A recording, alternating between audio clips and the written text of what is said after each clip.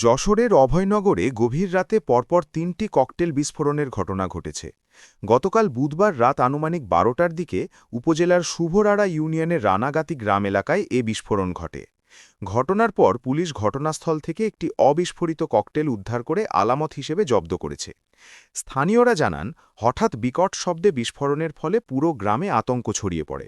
রাতের অন্ধকারে অজ্ঞাত পরিচয় ব্যক্তিদের এমন তৎপরতায় সাধারণ মানুষ চরম নিরাপত্তাহীনতায় ভুগছেন।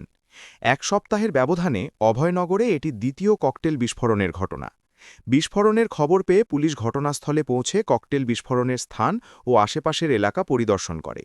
পুলিশ এলাকা নিয়ন্ত্রণে রেখে অবিস্ফোরিত ককটেলটি নিরাপদে উদ্ধারসহ প্রয়োজনীয় আলামত সংগ্রহ করে। স্থানীয় বাসিন্দারা জানান, ত্রয়োদশ জাতীয় সংসদ নির্বাচন ও গণভোটের মাত্র এক সপ্তাহ আগে এমন ঘটনা অত্যন্ত উদ্বেগজনক। তারা আশঙ্কা প্রকাশ করে বলেন, নির্বাচনের আগে এ ধরনের বিস্ফোরণ সাধারণ মানুষের মধ্যে আতঙ্ক সৃষ্টি করে ভোটকেন্দ্র ও সার্বিক নির্বাচনী পরিবেশ অস্থিতিশীল করার অপচেষ্টা হতে পারে। এ ঘটনায় জড়িতদের দ্রুত শনাক্ত ও গ্রেপ্তারের দাবি জানিয়েছেন স্থানীয়রা।